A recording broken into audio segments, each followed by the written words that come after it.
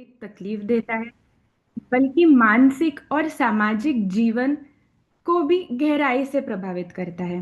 चाहे यह दर्द सर्जरी, चोट, नसों के दबाव या उम्र से जुड़ी बीमारियों से हो, यह जीवन को कठिन बना देता है। आज हमारे साथ इस विषय पर मार्गदर्शन करने के लिए दो विशिष्ट विशेषज्ञ उपस्थित हैं। सबसे पहले मैं स्वागत करना चाहूँगी डॉक्टर सुनीता लवंगे मैम का, जो कि है director at Ashwini pain clinic and president society for study of pain Nagpur. वो पास्ट प्रेसिडेंट भी रह चुकी है नेशनल पेन सोसाइटी के, एंड वो 15 साल से इस फील्ड में प्रैक्टिस कर रही है। मैं स्वागत करना चाहूँगी डॉक्टर अर्चना देशपांडे मैम का, जो कि है director at harmony pain clinic Nagpur, and वो ऑनररी सेक्रेटरी है for the society for study of pain Nagpur. Archana ma'am करीबन 10 साल से प्रैक्टिस कर रहे हैं इसी फील्ड में। मैं आप सभी का हार्दिक स्वागत करती हूँ और मैं बढ़ती हूँ हमारे प्रश्न उत्तर की ओर। तो मेरा सबसे पहला प्रश्न है सुनीता मैम आपके लिए। क्या आप हमें बता सकती है कि ये क्रॉनिक पेन या दीर्घकालीन दर्द क्या होता है? ये किस तरह से सामान्य या मामूली दर्द से अलग है? और मैं ये भी जानना चाहूँगी मैम कि ये पेन क्लिनिक का क्या कॉन्सेप्ट है, इसमें कैसे काम होता है और क्या मशीन्स यूज होती है? नमस्ते। Can you hear me? Yes hello. Ma'am. नमस्ते। मैं doctor Sunita Lavange, pain physician. जैसे कि रोमा बता चुकी है कि 15 साल से पेन प्रैक्टिस में हूँ। और जैसे कि क्रॉनिक पेन यानी ये दीर्घकालीन दर्द ये क्या है, इसके बारे में बहुत लोगों को बहुत सारी क्वेश्चंस है, क्वेरीज है। तो जो दर्द सामान्य रूप से ठीक हो जाना चाहिए, उस समय तक अगर ठीक नहीं हो रहा है, उससे भी अधिक टाइम ले रहा है, बहुत अधिक समय ले रहा है उसे ठीक होने के लिए, या फिर जो दर्द 3 महीने के बाद भी बना रहता है, जबकि आप सब दवाइयां ले रहे हैं, डॉक्टर ने आपको जो भी प्रिकॉशंस लेने बोली हैं वो भी ले रहे हैं, उसके बावजूद भी अगर ये दर्द बना रहा है, तो इस दर्द को क्रॉनिक पेन यानी कि दीर्घकालीन दर्द ऐसे कहा जाता है। जैसे कि आपने पूछा कि पेन क्लिनिक का कंसेप्ट क्या है। पेन क्लिनिक्स जो है, यहाँ पे यही दीर्घकालीन दर्द की ट्रीटमेंट होती है। इसी की ये समस्या का सॉल्यूशन ढूंढा जाता है, क्योंकि पेन फिजिशियंस जो हैं ये एक्सपर्ट्स हैं। ये क्रॉनिक पेन में इनकी मास्टरी है, इन्होंने इसके बारे में बहुत अधिक पढ़ाई की हुई है। क्योंकि कभी हमें कुछ लग जाता है, हम डॉक्टर के पास जाते हैं तो तुरंत वह ठीक हो जाता है, इसका मतलब क्या है कि तो यह जो है ये दर्द जल्दी से जल्दी ठीक किया जा सकता है। लेकिन जब ये दर्द बहुत अधिक काल तक रहता है, तो इसे ठीक करने के लिए इसके बहुत सारे कारण रहते हैं। तो इन कारणों को डिटेल में समझा जाता है मरीज को, मरीज की पूरे प्रश्न उत्तर, उसके इन्वेस्टिगेशन, ट्रीटमेंट, सब इन सब चीजों की तरफ ध्यान दिया जाता है। और उसके बाद में ही उसका उसका ट्रीटमेंट किया जाता है। तो यह दर्द जो है, ये नसों का दर्द रह सकता है, ये मस्कुलोस्केलेटल पेन जो मांसपेशियों का रह सकता है, सर दर्द है, हड्डियों का जैसे कि अर्थराइटिस है, फिर बहुत बार पूरे शरीर में दर्द रहता है जिसे फाइब्रोमाइल्जिया कहा जाता है, और अंत में जो कि हम सब जानते हैं कैंसर का दर्द। तो ये सब दर्दों का समावेश रहता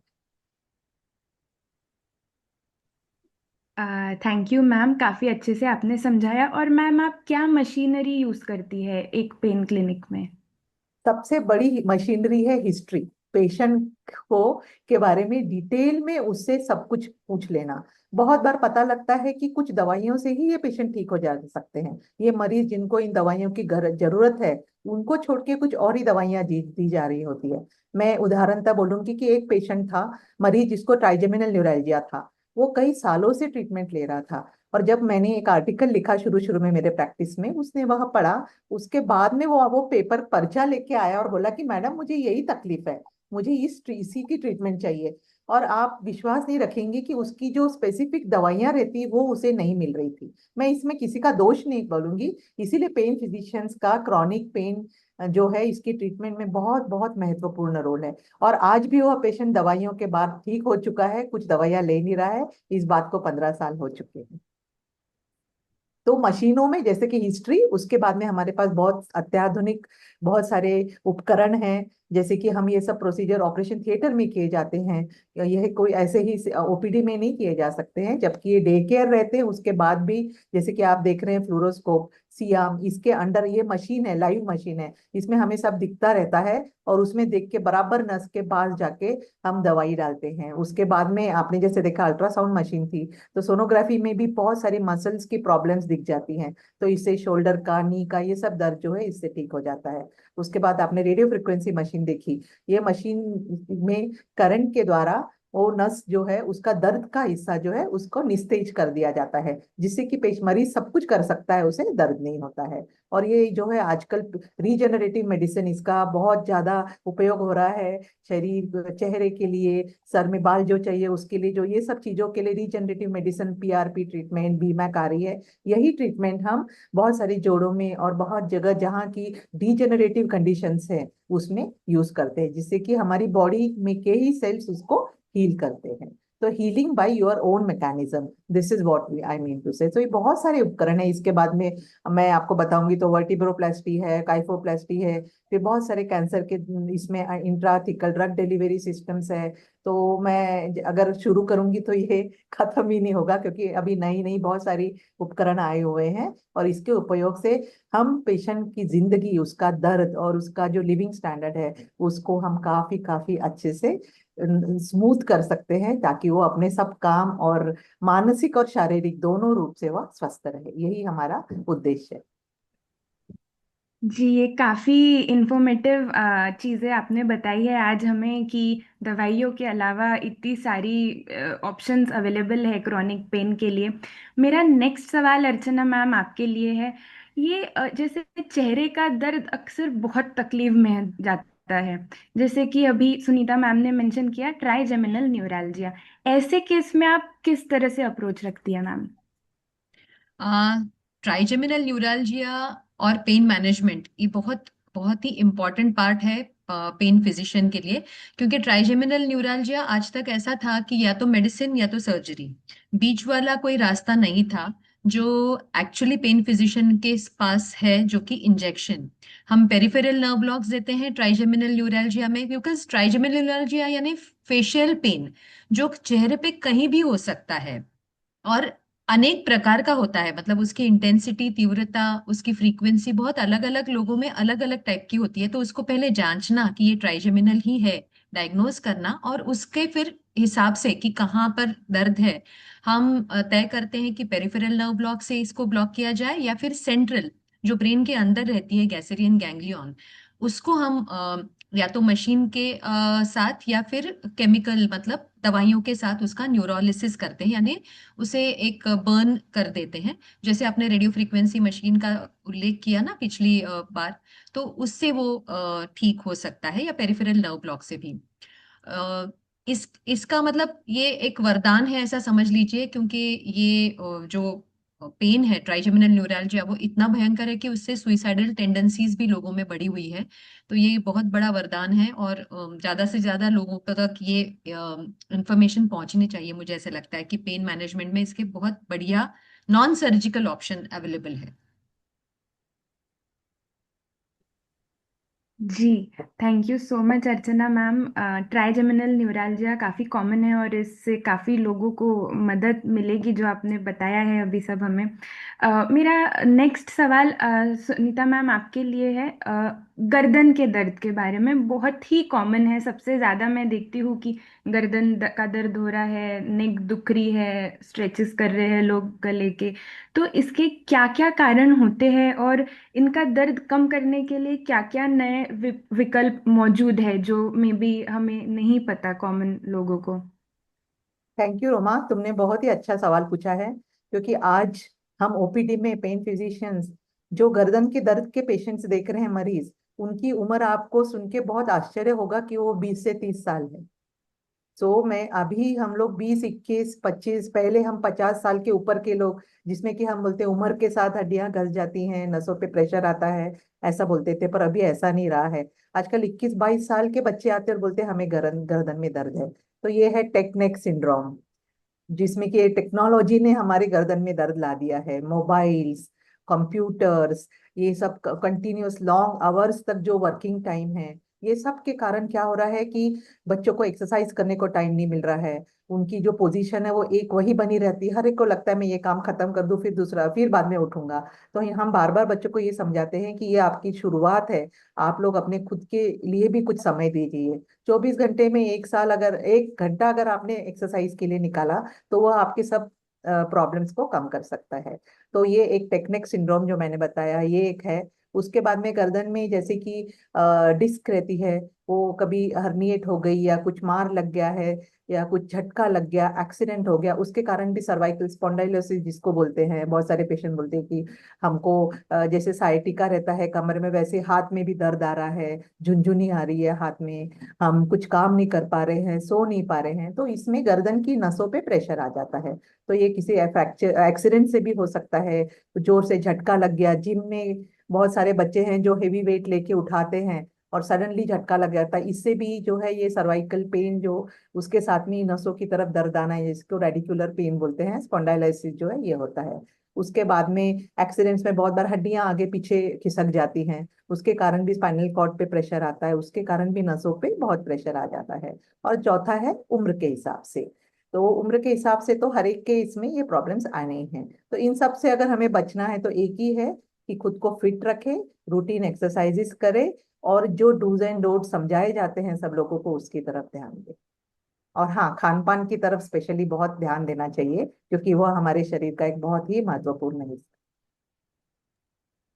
थैंक यू सुनीता मैम, आपने बहुत ही बेखूबी से सारी बेसिक चीज़ें बताई है जो हमें सबने करनी चाहिए। और मैं बताऊँ, मैं खुद नेक दर्द की एक शिकार हूँ और मैं रोज़ स्ट्रगल करती हूँ due to the sedentary routine. So thank you so much. Next सवाल मेरा अर्चना मैम के लिए है, कंधे के बारे में। सो कंधे का दर्द भी काफ़ी कॉमन है और मैम ये कुछ टर्म्स सुनाई देते हैं जैसे कि रोटेटर कफ टियर हो गया या टेंडिनोपैथी हो गई, फ्रोजन शोल्डर। अक्सर ये एथलीट्स बैकग्राउंड के लोग आके कई बार ये सारी कंप्लेंट्स लेके आते हैं, आजकल आम समस्या हो गई है। तो ये शोल्डर या कंधे के दर्द के मैनेजमेंट के लिए क्या आधुनिक तरीके हैं मैम आज हमारे पास? देखिए, सबसे ये बात जानना जरूरी है कि कंधा ये एक विशेष अंग है अपनी बॉडी का, जहां पर तीन तीन जॉइंट्स हैं, तीन अलग अलग टाइप के बोन्स हैं और कई सारी स्नायु हैं, मसल्स हैं। तो इन सबका कारण, ये सभी कारण हो सकते हैं कंधे के दर्द के लिए। जैसे स्पोर्ट्स एथलीट्स आपने बताया, ये अलग उनको अलग टाइप की इंजुरीज रहती है। रोटेटर कफ टेयर जो बोलते हैं ना, ये चार मसल का ग्रुप है। तो उनमें से किसी मसल को प्रॉब्लम जब होती है, स्ट्रेच होता है, स्मॉल एक टीयर होती है, पार्शियल टीयर कहते हैं, या कोई कभी कभी सिर्फ खिंचाव की वजह से माइक्रो इंजुरी होती है जिसको हम टेंडिनोपैथी या टेंडिनाइटिस ये सब कहते हैं। तो ये अलग अलग टर्मिनोलॉजी है, ये ग्रेडेशन है, बेसिकली इंजुरी की ग्रेडेशंस हैं। तो उस complete tear is the last stage और partial tendinosis is the first stage, you can say. तो अलग अलग नॉमेनक्लेचर है इसके लिए। बट और फ्रोजन शोल्डर जनरली जब होता है ना, तो कभी कभी डायबिटीज की वजह से, डायबिटीज के पेशेंट्स को, या फिर एक उम्र के बढ़ते साथ, मतलब ऑस्टियोआर्थराइटिस जैसे घुटनों में होता है ना, वैसे कंधों में फ्रोजन शोल्डर कहते हैं। तो सिमिलर टाइप की चीजें होती हैं, but we have to find out कि कॉज क्या है। पेन क्लिनिक में ना पेन फिजिशियन सबसे इंपॉर्टेंस इसी चीज पे देता है कि पेन जनरेट किस वजह से हो रहा है। सिर्फ पेन किलर्स देके तो कुछ दिनों के लिए आराम मिल ही जाता है, बट एग्जैक्टली कॉज क्या है और उसको ट्रीटमेंट, जैसे मसल इंजुरी है, सिर्फ मसल स्पाज्म है तो हम trigger point injection, dry needling या सिर्फ मेडिकेशंस, मसल रिलैक्सेंट से काम निकाल सकते हैं और पेन दर्द निकल जाता है। लेकिन अगर मसल कुछ प्रॉब्लम है, टेयर है या कोई स्मॉल इंजुरी है, तो हम उसको रीजेनरेटिव थेरेपी से ट्रीट करते हैं। प्लेटलेट रिच प्लाज्मा, बीमैक यानी बोन मैरो एस्पिरेट कॉन्सेंट्रेशन, या फिर ग्रोथ फैक्टर कॉन्सेंट्रेट, इस तरीके की चीजें हम इस्तेमाल करते हैं।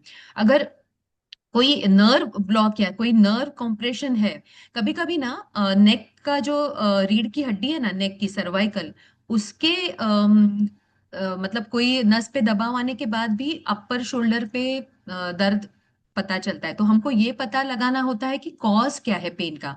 तभी कभी कभी हम लोग जब हमको पता चलता है मसल्स का प्रॉब्लम है तो हम अल्ट्रासाउंड गाइडेड इंजेक्शंस देते हैं, जैसे इस फोटो में अभी आपने दिखाया था शोल्डर के।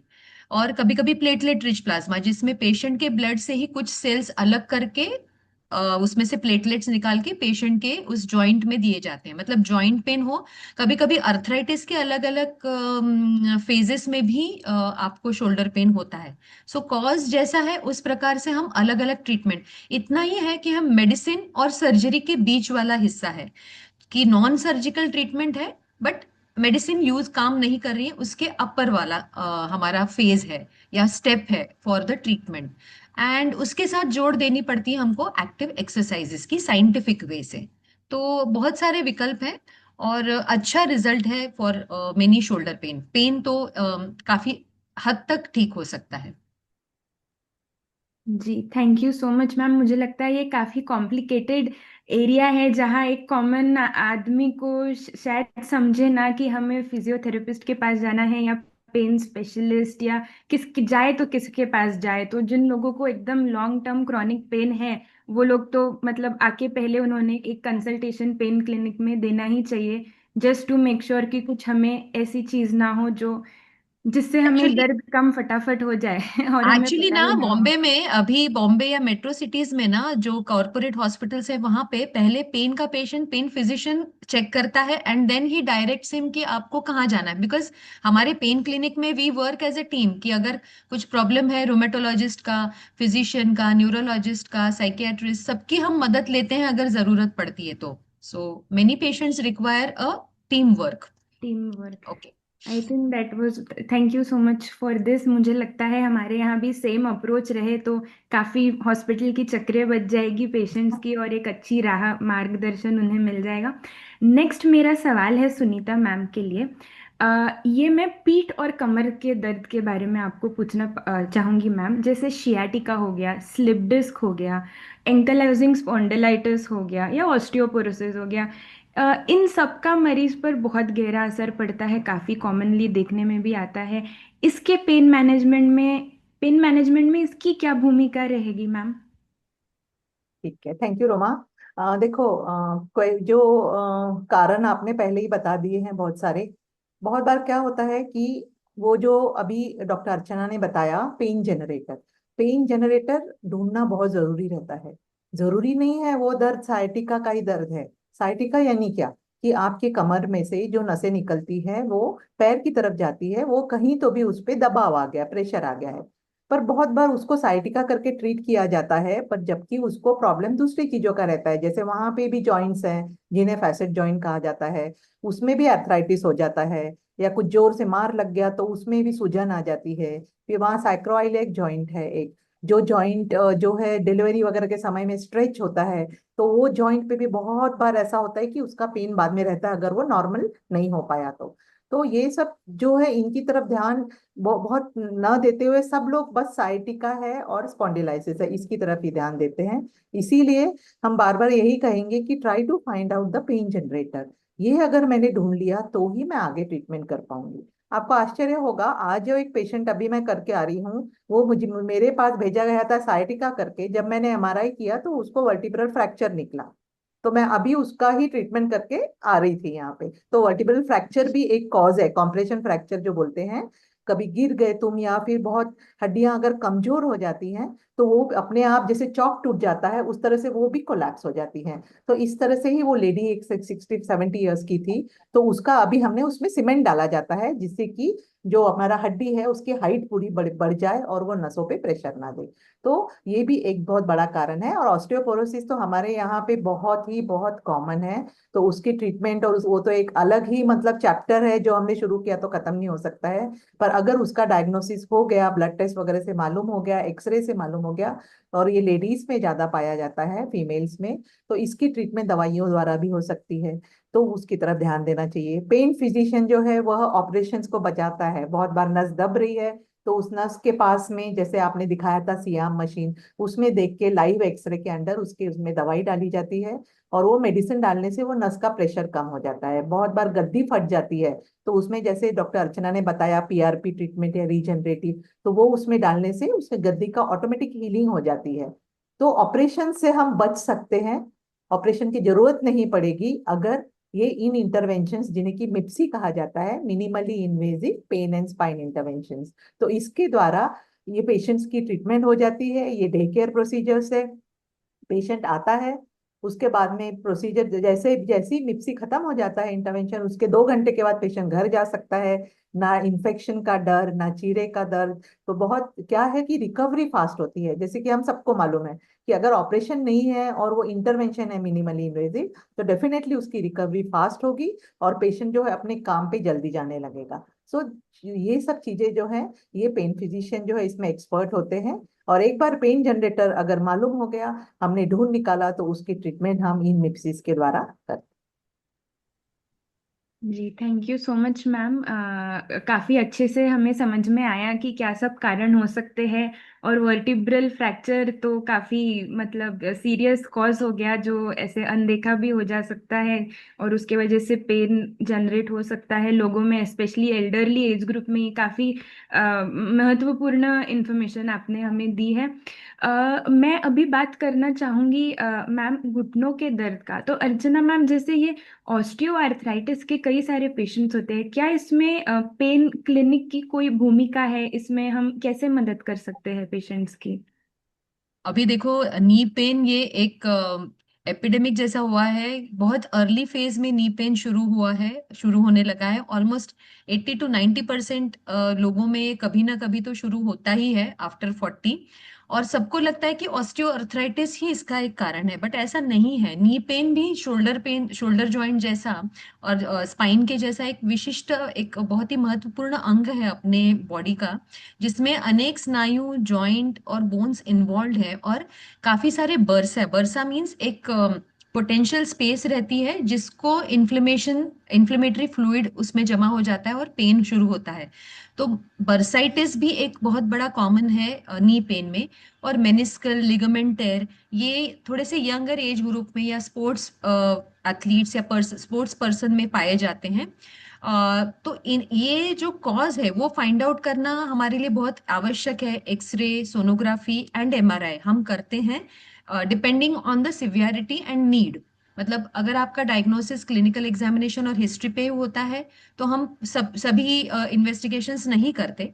लेकिन जैसे जैसे जरूरत है हम एक्सरे और ये एमआरआई और सोनोग्राफी करते हैं। और सोनोग्राफी के अंडर हम कुछ इंजेक्शंस ट्रीटमेंट एज पर मतलब थेराप्यूटिक भी इंजेक्शंस दे सकते हैं डायग्नोसिस होने के बाद। सो बहुत बार मस्कुलोस्केलेटल यानी मांसपेशियों का और टेंडन्स का या लिगामेंट्स का कुछ प्रॉब्लम है तो हम, और पीआरपी भी, मतलब पीआरपी यानी रीजेनरेटिव थेरेपी भी और मेडिसिन भी हम अल्ट्रासाउंड गाइडेंस के अंडर देने लगे हैं, जिसका बहुत अच्छा फायदा मिला है। और अगर जॉइंट इंजेक्शन देने तो वो भी पॉसिबल है। और पीआरपी भी जॉइंट, मतलब ऑस्टियोआर्थराइटिस अगर है, मतलब ये डिजेनरेटिव प्रोसेस हो गई, एज के हिसाब से हमारी जॉइंट्स जब खराब होते हैं, तो उसमें भी ग्रेड 1, ग्रेड 2 या मैक्सिमम ग्रेड 3 में हम अल्ट्रासाउंड गाइडेड इंजेक्शंस दे ही सकते हैं। फ्लोरोस्कोपिक गाइडेंस से भी दे सकते हैं, लेकिन ये भी कर सकते हैं। और जो ग्रेड 4 हैं उनके लिए हम, जिनका ऑपरेशन नहीं हो सकता या जो नहीं चाहते हैं ऑपरेशन, या उनको रिस्क है, हाई रिस्क है, तो उनके लिए हम जेनिकुलर नर्व ब्लॉक दे सकते हैं, जो एक बहुत ही अच्छा इंटरवेंशन है। नर्व ब्लॉक है, मतलब हर जॉइंट को कोई ना कोई नर्व सप्लाई करती है। अगर हम उस नर्व्स को ब्लॉक करते हैं तो जॉइंट के थ्रू जो पेन होता है वो हम टाल सकते हैं। एक आई थिंक आपने डायग्राम दिखाया था थोड़ी देर पहले regarding genicular nerve block for knee pain. तो हैं। ऐसे 3 इंजेक्शंस हम देते हैं। और रेडियो फ्रीक्वेंसी एब्लेशन मशीन के द्वारा इसको हम अब्लेट भी कर सकते हैं, यानी थोड़ा सा बर्न भी कर सकते हैं। तो ये ड्यूरेशन ऑफ पेन रिलीफ हमारा 1.5 साल तक भी चल सकता है। तो ये बहुत ही बड़ी एक्चुअली सक्सेस है between medicine and surgery. Again non surgical treatment है और बहुत ही फायदेमंद है जिनके लिए जो ऑपरेशन नहीं करना चाहते या हाई रिस्क पेशेंट्स हैं, और पीआरपी रीजनरेटिव थेरेपी। तो ये बहुत ही अच्छा एक क्या बोलते हैं, दोनों के बीच का ब्रिज है पेन मैनेजमेंट। जी thank you so much ma'am, ये काफ़ी इंटरेस्टिंग इंफॉर्मेशन थी कि जिन्हें सर्जरी ना करना हो और दवाइयों से भी मैनेज ना हो, एक मिडवे है जो जिसका सहारा ले सकते हैं। लोगों के कई कारण होते हैं अफोर्ड ना करना या कुछ महीनों बाद अफोर्ड करना, तब तक के थोड़ा पेन रिलीफ के लिए यस, काफ़ी अच्छा इंफॉर्मेशन और आपने हाई दिया है रिस्क मैम। पेशेंट। और high risk patient, correct. Sunita ma'am, ये जो कोहनी का या एल्बो का हम दर्द कहते हैं, हाथ का दर्द, क्या इसमें भी जैसे स्पोर्ट्स इंजरीज के कई हाथ के दर्द को लेके पेशेंट्स आते हैं, तो क्या इनकी भी मदद पेन मैनेजमेंट में कुछ है उपाय इसके?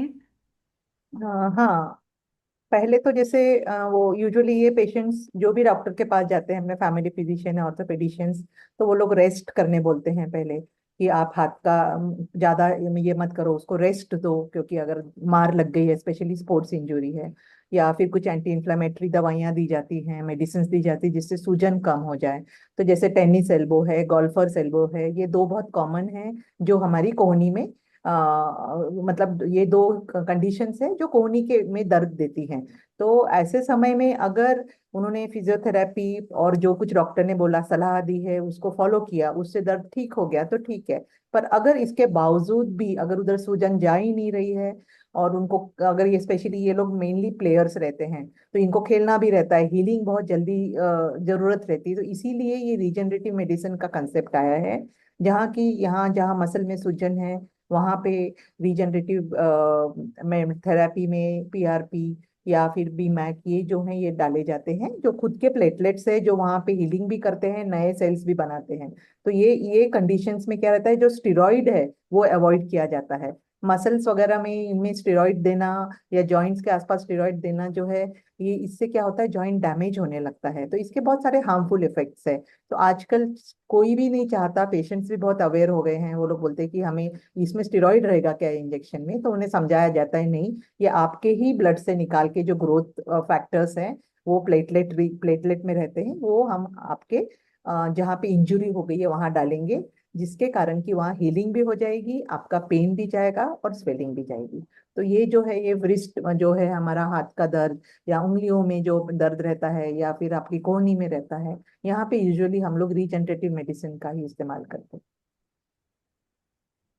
और एक बात इसमें ऐड करना चाहूंगी रोमा, जो तुमने पूछा नहीं बट एक्चुअली सीआरपीएस करके अभी जो तुमने एक पिक्चर दिखाई ना, तो उससे टीआरपी। मुझे याद आया कि कभी कभी ना पेशेंट्स को समझता नहीं कि इस तरीके का सूजन क्यों है हमारी हाथों पे। तो इस टाइप की सूजन जब आती है ना, तो ये chronic complex regional pain syndrome, ये बहुत ही अननोन एंटिटी है कॉमन लोगों के लिए और कई सारे डॉक्टर्स के लिए भी। तो ये डायग्नोसिस होना बहुत इंपॉर्टेंट है कि ये एक अलग टाइप की प्रॉब्लम है, जिसको एक मतलब ये कॉम्प्लेक्स ही है, as the name suggest, it's a regional pain syndrome, जिसका ज्यादा करके कारण पता नहीं चलता, या कोई ओल्ड नर्व इंजुरी या नर्व डैमेज है, या फिर मरीज को या किसी को पता ही नहीं, मालूम नहीं कि क्यों हो रहा है, बट ऐसा होता है। और इसके लिए ना अपने सिंपैथेटिक ब्लॉक्स, जो अपने सिंपैथेटिक और सोमैटिक दो अलग अलग सिस्टम्स हैं नर्व्स के अपनी बॉडी में, तो सिंपैथेटिक नर्व ब्लॉक्स जो पेन क्लिनिक में पेन फिजिशियन देते हैं बहुत काम यूजफुल होते हैं। सिमिलरली तुमने एक पिक्चर दिखाया वास्कुलर का ना, तो वो भी ये हाथ में और पैर में दोनों में हो सकता है, ऐसा नहीं, अभी पिक्चर हाथ का दिखाया हुआ है, लेकिन ये जो तुमने अच्छा दिखाया कि वास्कुलर पेन जब ना आर्टरी स्पाज्म में चली जाती है, तो ये इस टाइप का गैंग्रीन होने की संभावना रहती है। तो उसमें अगर हम सिंपैथेटिक ब्लॉक दें तो ब्लड फ्लो फिर से शुरू हो जाता है, और मतलब पेशेंट की उंगली या पाँव कटना बच सकता है, इतना वो महत्वपूर्ण है ये जानना। और सही वक्त पे इलाज करना, सही वक्त पे अगर आप पेन फिजिशियन की तरफ पहुंच गए और ये ब्लॉक आपको लग गया, तो बहुत बार रिपीटेड देना पड़ता है, लेकिन फिर भी अपने लिम को बचाने के लिए ये बहुत ही महत्वपूर्ण है। सो ये एक दो चीजें हैं जो नॉन स्पोर्ट्स इंजरी वाले हैं, जो हाथ और पैर दोनों में दिखती हैं। आई जस्ट थॉट कि तुमने दिखाया है पिक्चर, तो मैं ये बता दूं। जी और ma'am, thank you so much. मैं आपसे नेक्स्ट सवाल बस वही पैरों के बारे में ही करने वाली थी और गैंग्रीन के बारे में पूछने वाली थी। अच्छा। आपने उसी का बहुत ही अच्छे से मैम जवाब दे दिया, और कॉमन चीजें भी क्या है हाथ और पैर की वो भी काफी अच्छे से मैम आपने समझाई। हाँ, पैर में ना एक और चीज, प्लांटर फेशियाटिस भी बहुत कॉमनली सभी लोगों को होता है, तो उसमें रीजेनरेटिव थेरेपी बहुत अच्छा काम देती है। तो वो भी मुझे लगता है कि बहुत ही अच्छा, मतलब सहते रहते हैं लोग हील पेन सालों से, लेकिन अभी ऐसी जरूरत नहीं है एक्चुअली। या जी, थैंक यू सो मच। मैंने कुछ जो सवाल थे डिसीजेस के बारे में वो काफ़ी अच्छे से हमें समझ गए हैं। बस कुछ चीज़ें मुझे लगता है जिससे सबको मदद होगी, अगर सुनीता मैम आप हमें बता सके कि पेन मैनेजमेंट जो है कब इसका ज़रूरत पड़ती है, मतलब कब असर दिखता है, इसका ज़रूरत कब पड़ती है, असर कब दिखता है, कितने जल्दी मरीज को आराम मिलता है मैम, और पेन क्लिनिक की जो प्रोसीजर्स है उसकी कॉस्ट कितनी होती है, कितनी अफोर्डेबल होती है। बहुत अच्छा सवाल है, क्योंकि आजकल जब भी कुछ चीज का ये होता है तो वो कितना है, वो अफोर्डेबल है कि नहीं, इसके बारे में ही पूछा जाता है। मरीज भी पहले यही पूछता है। पर एक बात मैं बताती हूँ आपको कि आजकल कोई भी नहीं चाहता कि मुझे चीरा लगे, क्योंकि अभी ये जमाना जो है ये सब एंडोस्कोपीज का, आर्थ्रोस्कोपीज का आ गया है, minimally invasive interventions and procedures and surgeries का आ गया है।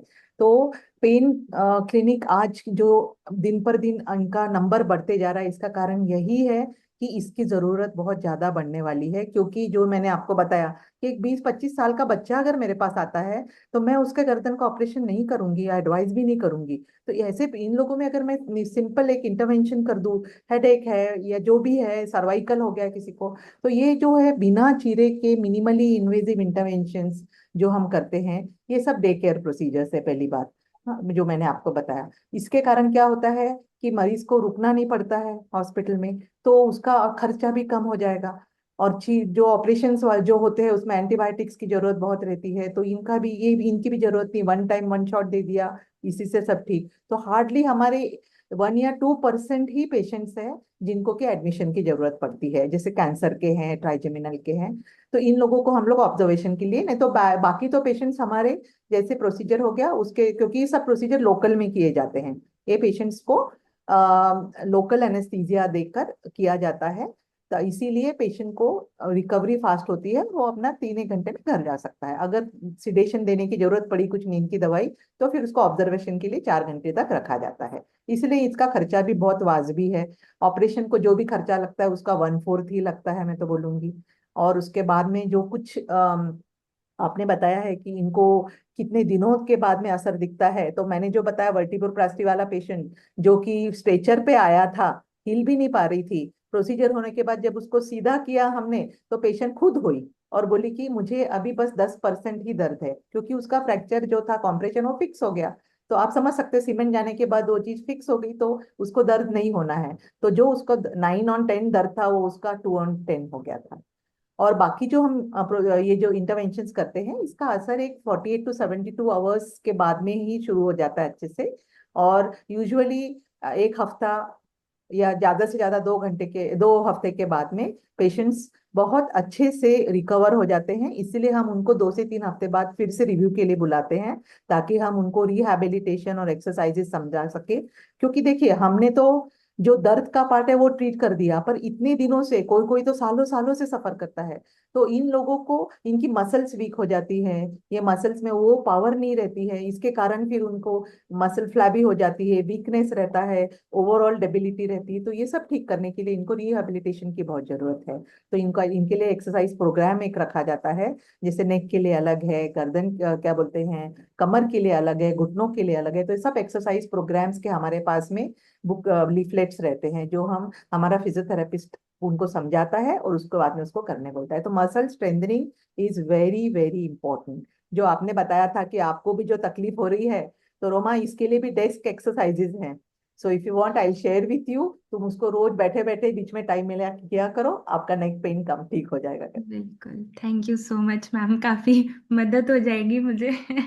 और काफ़ी अच्छे से मैम आपने बताया, जैसे आई थिंक अफोर्डेबिलिटी काफ़ी लोगों का कंसर्न होता है, तो जो डे केयर में भी ये सारी प्रोसीजर्स हो जाती है, तो आई थिंक एक बार कंसल्ट करके पूछ के पता तो कर ही लेना चाहिए कि कितना खर्चा आएगा, कितने दिन लगेंगे, ऑप्शंस तो पता होने चाहिए पेशेंट्स को, नहीं? ठीक है।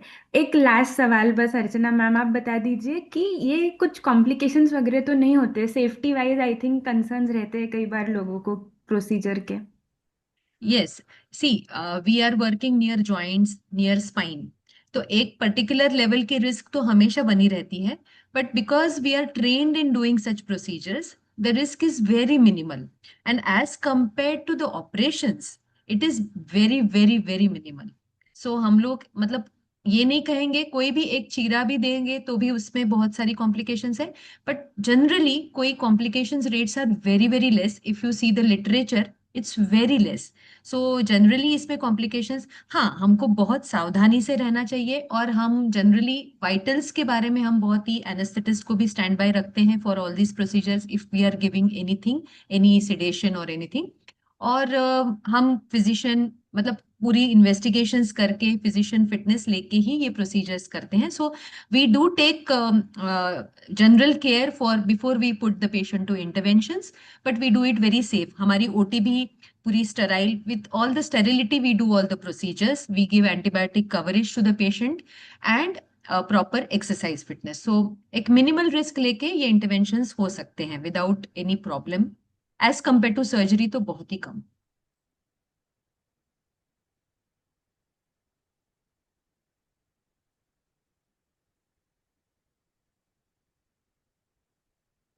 आई थिंक रोमा का कनेक्शन थोड़ा, इंटरनेट हाँ, कनेक्शन वो सब। ना कुछ हो तो है।